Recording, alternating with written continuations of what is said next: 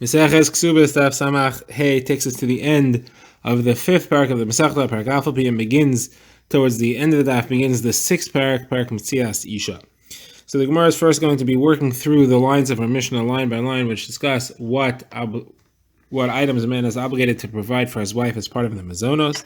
The Gemara is going to discuss whether or not she gets wine, and then the Gemara is going to go through all the things mentioned in the Mishnah. And we get to the next parak, which will talk about a husband's rights from his wife and a father's rights in his daughter. So let's begin. We're discussing whether or not a woman is supposed to be getting wine as part of her mazonos. The Mishnah did not say that she deserves any wine.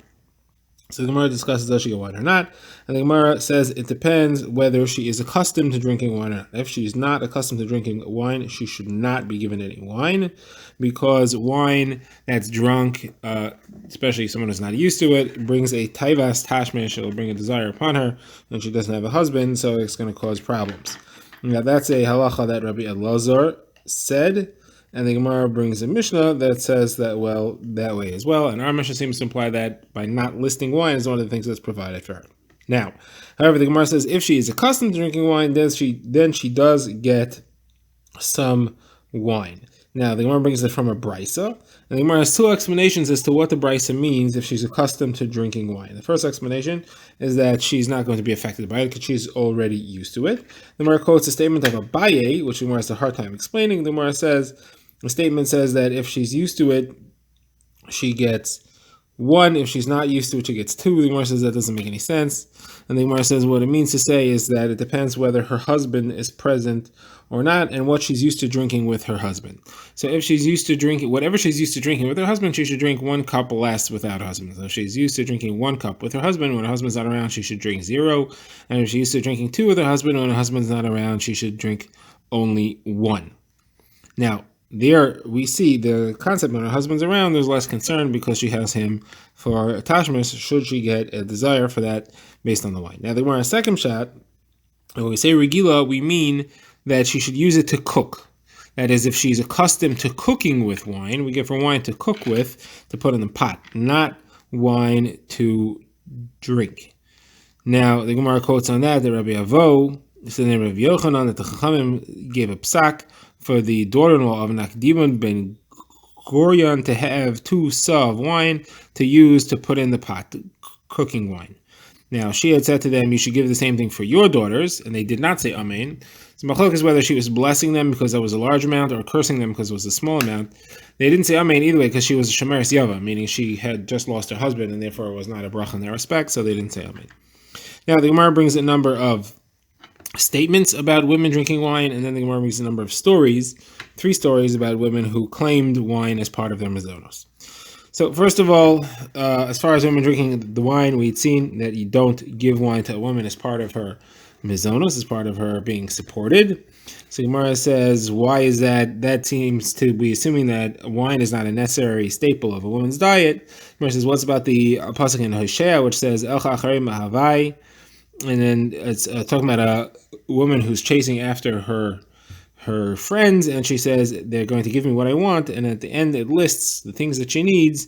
Shmanai v'shukuyoi. So shmanai is my oil, and shukuyoi seems to be my desires or my drink. So the Gemara says it doesn't mean drink; it means my chuka, my desires, and it refers to jewelry or perfume.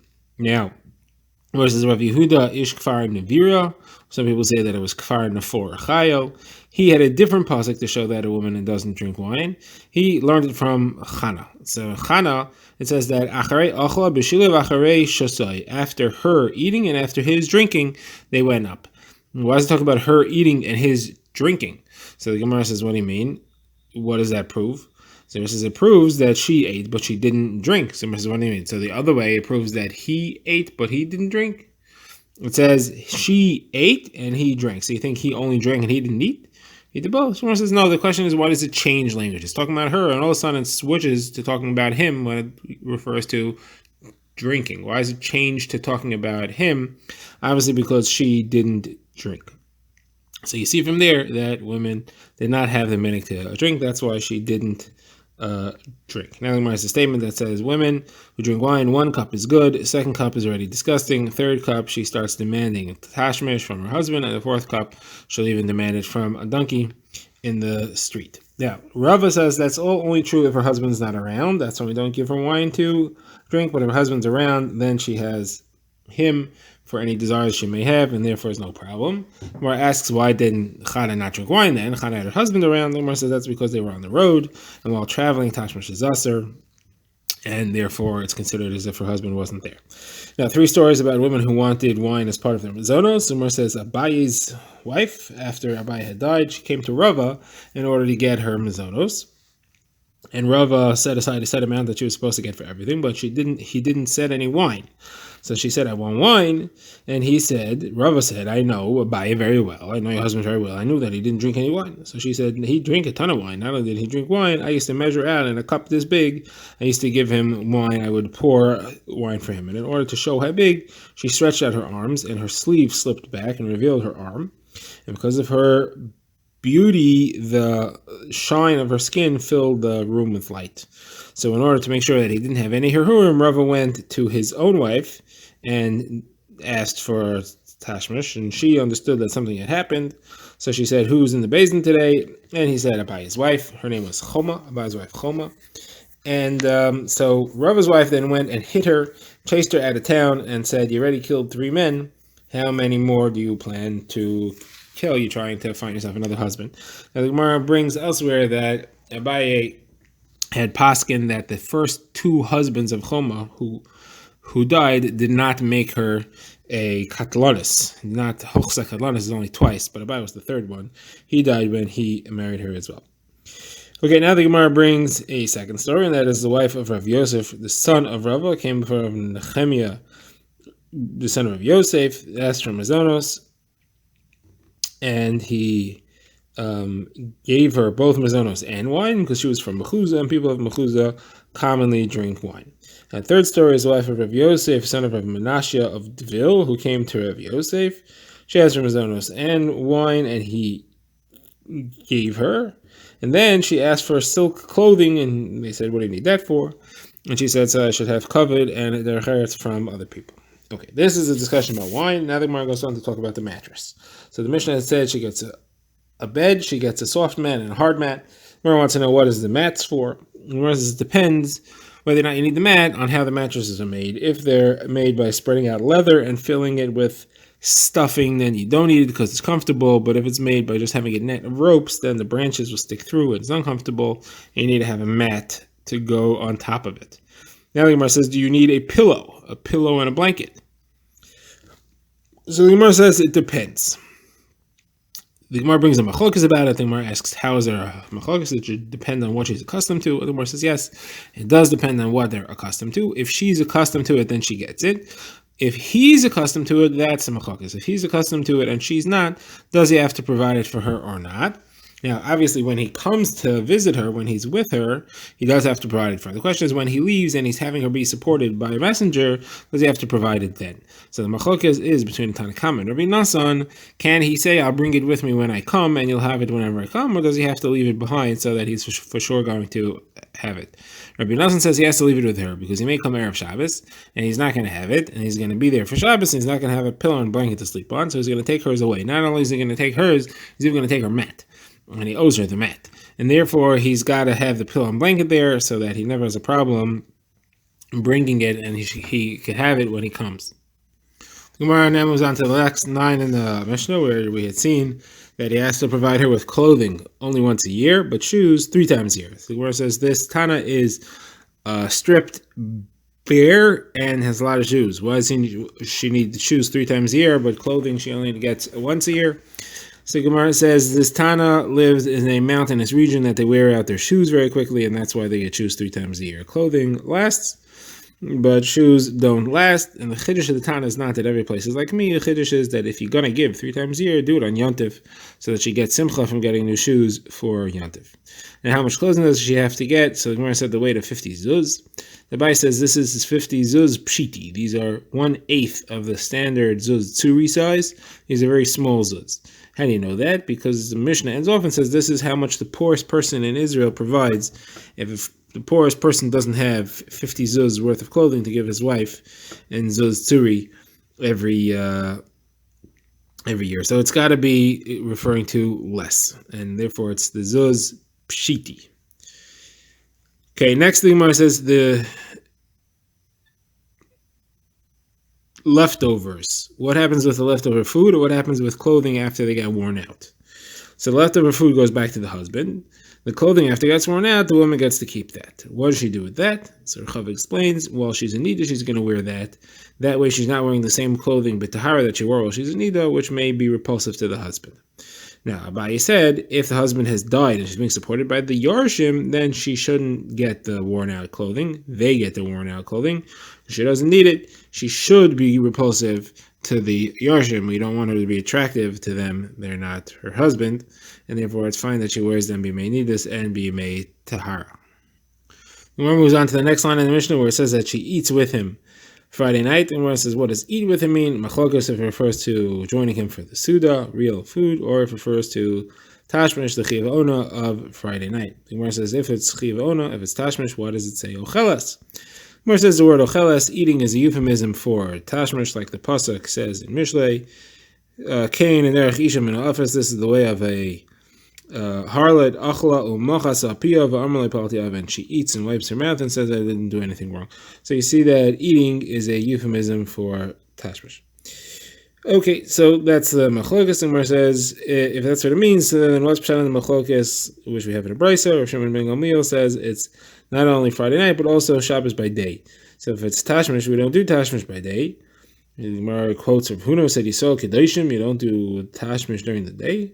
It says, but Rava says that in a dark room that's permitted, and therefore that could be what this is referring to as well. The Gemara now discusses the last halacha we had seen, that if a woman is nursing, she gets more food. So Gemara says this supports the statement of Rabbi Ula Rabba that he said at the gate of Bein Asiyah, that even though a person is not obligated to support his children financially to give them food, he is obligated to support them when they're really small. Gemara says it means until age 6. And something that Ravasi says if somebody is a child, he follows his mother's Erev Tchumen. She makes Erev Tchumen in one direction, and she's allowed to go in that direction, and her father makes the father makes a Erev Tchumen in a different direction. The child is assumed to be part of the mother's Tchum, because the child needs the mother at a young age. So where do you see that from? It says from the fact over here that he has to give her more food. Obviously, it's his obligation to support her and the child financially. So Mara says maybe it's not the reason. Maybe it's because she requires more food herself because she's chola, because she's very sick. Being nursing makes a person have physical demands that can count as a sickness. So Gemara says, and then she say chola. What does it have to say minekes? Teach that a chola has a sick woman requires more food.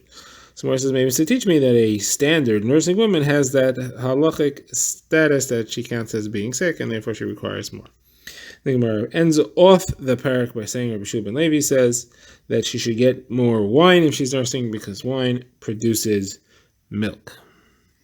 Now begin the next parak, the 6th parak, which is called Metzias Isha, talks about a husband and also a father's financial rights from their wife and their daughter. So we begin with the Mishnah that lists 5 rights that the husband has. So number 1 is anything she finds belongs to him. As we've seen earlier, it's in exchange for her support. The Gemara is going to bring a machlokes about that later. Her work belongs to him as well. Anything that she gets as an inheritance belongs to her, but he gets to use it. It still belongs to her, so that when she leaves, she takes it with her, but the usage and the profit that's accrued from it, he gets that. The Gemara, there's machlokes in Rishonim, what this means, if it refers to a property that she inherited or refers to the inheritance that the husband's going to get from her ultimately. Now the 4th item is if she gets injured or embarrassed, her boshes and pagam. So that's a machlokas who gets how much. According to the Chachamim, she gets it all. According to B'Msara, it depends if it happened publicly or privately. If it happened privately, she gets 2/3 and he gets 1/3 because he does have some embarrassment from what happens to her.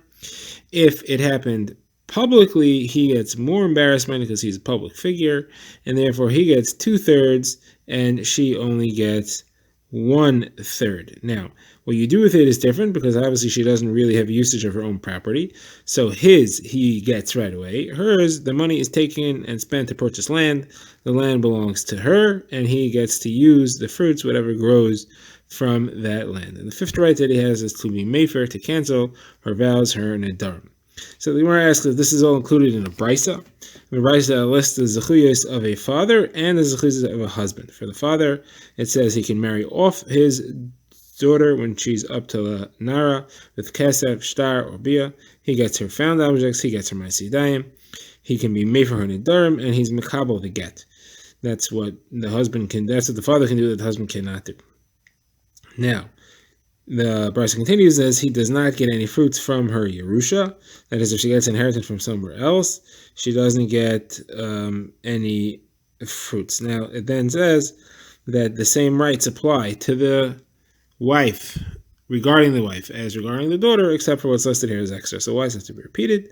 It says it's repeated for the machlokas between the Chachamim and Rehuda B'Mseira as to Boshes and Pegam, which is not mentioned in that brisa.